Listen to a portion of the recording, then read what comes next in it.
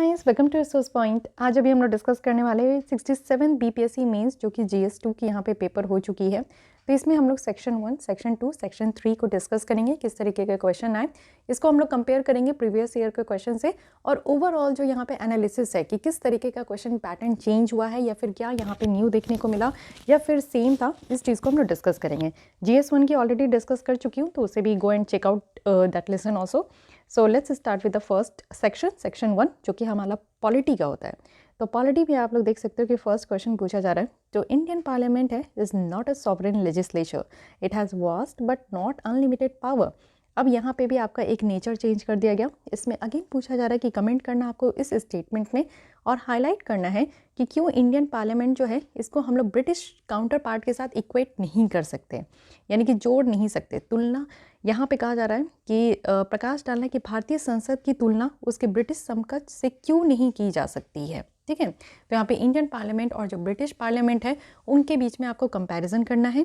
और Indian parliament जो है वो सॉवरेन लेजिस्लेशन नहीं है, लेकिन ये वास्ट तो है बट अनलिमिटेड पावर यहाँ पे नहीं है। ठीक है, तो लिमिटेड पावर है, उसको भी आप लोग को डिस्कस करना है। तो इंडियन पार्लियामेंट से आप देखो एक इम्पॉर्टेंट टॉपिक है पॉलिटी का, तो इससे क्वेश्चन पूछा जा सकता है। तो एक्सपेक्टेड टॉपिक अगेन हम लोग देखते हैं कि discuss the problem of centre state relation in India, और इसका प्रोस्पेक्ट भी हमें यहाँ पे फ्यूचर में और स्पेशल रेफरेंस बिहार का लेकर यहाँ पे पूछा गया है। साथ ही एग्जामिन करना है कि कैसे ये प्रॉब्लम जो है कंस्ट्रक्टिवली यहाँ पे हैंडल किया जा सकता है कोऑपरेटिव फेडरलिज्म के साथ। तो देखिए कोऑपरेटिव फेडरलिज्म हो गया, सेंटर स्टेट रिलेशन हो गया, ये सारे टॉपिक एक्सपेक्टेड है पॉलिटी में। फाइन, तो यहाँ पे बिहार के संदर्भ में पूछ लिया गया कि भारत में जो केंद्र राज्य संबंध है उसकी समस्या को यहाँ पे दिखाना है, साथ ही भविष्य में इसकी क्या क्या संभावनाएं हैं उसके ऊपर चर्चा करना है। ठीक है, तो ये भी एक एक्सपेक्टेड क्वेश्चन है, कुछ नया नहीं है। जब से नीति आयोग आया है तब से हम लोग बात करते हैं क्या, कोऑपरेटिव फेडरलिज्म की। Okay, competitive and cooperative federalism. Next है यहाँ पे account for emergence of regional political parties in India. आपको ऐसा लगता है कि जो एग्जिस्टिंग यहाँ पे रीजनल पॉलिटिकल पार्टी है ये गुड है for satisfying regional aspirations and national unity? इसके संदर्भ में अपने आंसर को सपोर्ट करते हुए अपना जो है रीजंस बताइए। तो यहाँ पे आप देखो कि क्षेत्रीय जो राजनीतिक दल है उनके बारे में विवरण देना है कि किस तरीके से ये उभर कर आते जा रहे हैं, और क्या आपको लगता है कि जो क्षेत्रीय आकांक्षाएं हैं और राष्ट्रीय एकता है उसको संतुष्ट करने के लिए यहाँ पे राजनीतिक दलों का अस्तित्व जो है वो अच्छा है। तो इट मीन्स आप देख सकते हो कि यहाँ पे इमरजेंस के बारे में पूछा जा रहा है। आज के डेट में रीजनल पॉलिटिकल पार्टीज़ जो है एक बड़े पैमाने पर निकल कर आते जा रही हैं। तो 2-3 पार्टी है जिनका नाम आप लोग देख सकते हो कि जो बड़े पैमाने पर निकल कर आ रही है, और इस पर आप लोग डिस्कस कर सकते हो। तो देखिए ये एक ऐसा इंपॉर्टेंट टॉपिक तो मैं नहीं कहूँगी कि हाँ बहुत हाईलाइटेड टॉपिक है, लेकिन हाँ इसके बारे में बात हो रही है और ये आज के डेट में एक पॉइंट ऑफ डिस्कशन है, तो इसलिए यहाँ पे हम लोग इसको भी न्यू टॉपिक नहीं कह सकते, बट हाँ थोड़ी सी डिफरेंट है। नेक्स्ट आप देखो जुडिशियल रिव्यू, ये तो एक्सपेक्टेड टॉपिक है।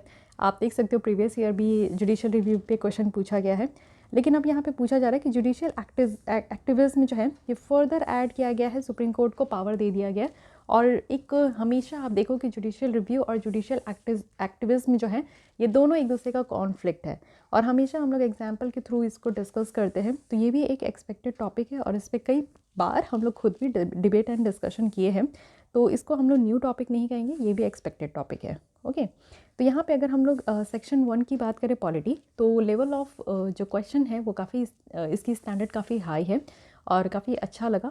अगर आप लोग पॉलिटी आज के डेट में अगर डेप्थ में नहीं पढ़ पा रहे हो तो इस क्वेश्चन का आंसर देना थोड़ा सा डिफिकल्ट हो सकता है। ठीक है, जितना पॉलिटी ईजी लगता है पढ़ने में वैसे ही उसकी क्वेश्चन का आंसर देने में थोड़ा टफ आपको फील हो सकता है। तो यहाँ पे 4 क्वेश्चन जो है, 4 में से पार्लियामेंट है और आपका कोऑपरेटिव फेडरलिज्म है। साथ ही यहाँ पे आपका जो जुडिशियल रिव्यू है, ये तीनों टॉपिक बिल्कुल से एक्सपेक्टेड है। तो देखिए यहाँ पे सेक्शन 1 में 4 क्वेश्चन दिए रहते हैं जिसमें कि 3 आपको क्वेश्चन करना ही होता है। हर सेक्शन से आपको सेक्शन 1, सेक्शन 2 से 3 क्वेश्चंस करने होते हैं और सेक्शन 3 से आपको 2 क्वेश्चन करने होते हैं। ये GS1 GS2 का सेम पैटर्न है।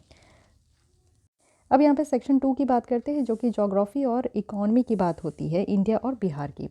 तो फर्स्ट है कि आपको यहाँ पे इंडस्ट्रियल डेवलपमेंट जो बिहार में हुआ है उसको प्रेजेंट करना है, और जो इंडस्ट्रियल डेवलपमेंट इंडिया का है उसके साथ कंपेयर करना है कि बिहार में किस तरीके से जो औद्योगिक विकास हुआ है और जो हमारे इंडिया में कैसा हुआ है, उन दोनों को कंपेयर कीजिए।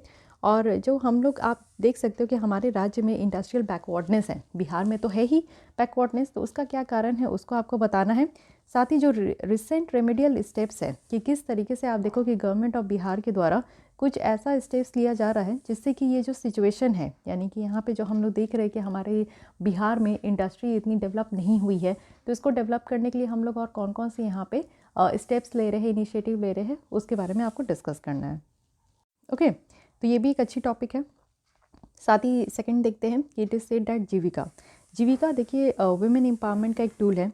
एक इंट्रोडक्शन आपको इस प्रोजेक्ट के बारे में देना है और इसका क्या ऑब्जेक्टिव है। जीविका स्कीम अगर हम लोग बिहार में बात करें तो एक बड़े पैमाने पे ये स्कीम निकल कर आ रहा है और मेनली आप लोग देख सकते हो कि विमेन के लिए काफ़ी ज़्यादा इम्पॉर्टेंट है और काफ़ी ज़्यादा इससे फ्रूटफुल सिचुएशन भी विमेन की हो रही है। तो अच्छी बात है कि एक सक्सेसफुल हम लोग चीज़ें देख रहे हैं अपने बिहार में। तो इकॉनमी पॉइंट ऑफ व्यू से ये जीविका टॉपिक काफ़ी एक्सपेक्टेड था एंड नाउ ये यहाँ पे पूछ भी लिया गया है, तो एक अच्छी बात है।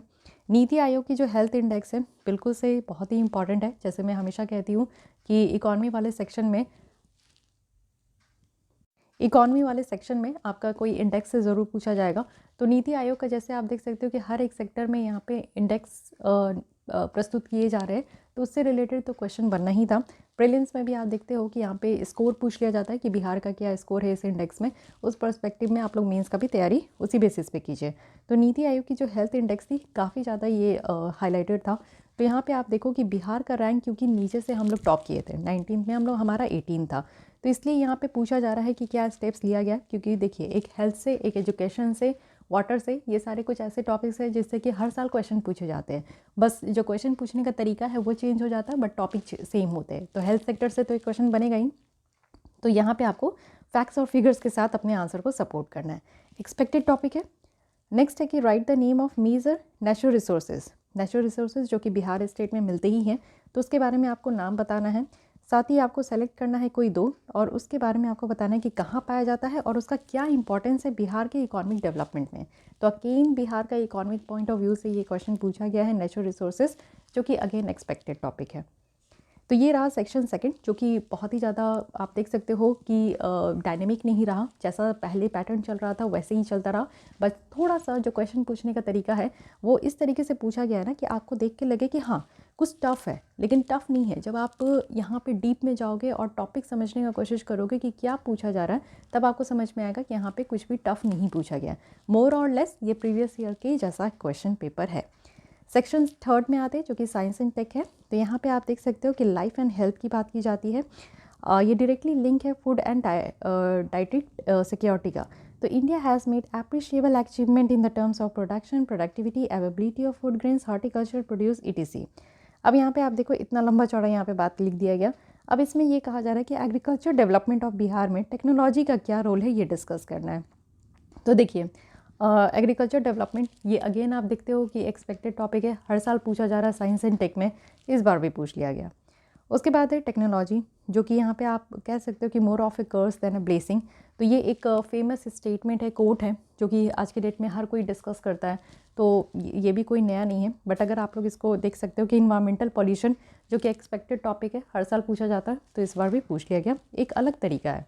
अब ये तो हर बार हर साल है क्योंकि आप देखो फ्लड प्रोन स्टेट है बिहार, तो कैसे जो मॉडर्न टेक्नोलॉजी है वो फ्लड को कंट्रोल करने में हेल्प कर सकते हैं और डिजास्टर को जो है मैनेज करने में हेल्प कर सकते हैं। तो क्योंकि फ्लड प्रोन एरिया है तो ये हर साल क्वेश्चन पूछा जाता है, तो इस बार भी पूछ लिया गया, कोई नया नहीं है। Nano technology, biotechnology again expected होता है। इसमें से एक टॉपिक आपका रिपीटेडली जो है ऑल्टरनेटिव ईयर में पूछा जाता है। लास्ट टाइम बायोटेक्नोलॉजी पूछा गया, इस बार नैनो टेक्नोलॉजी। तो nano technology has a huge potential to transform people's lives for a better. तो इसको आपको एग्जाम्पल के साथ यहाँ पे जस्टिफाई करना था।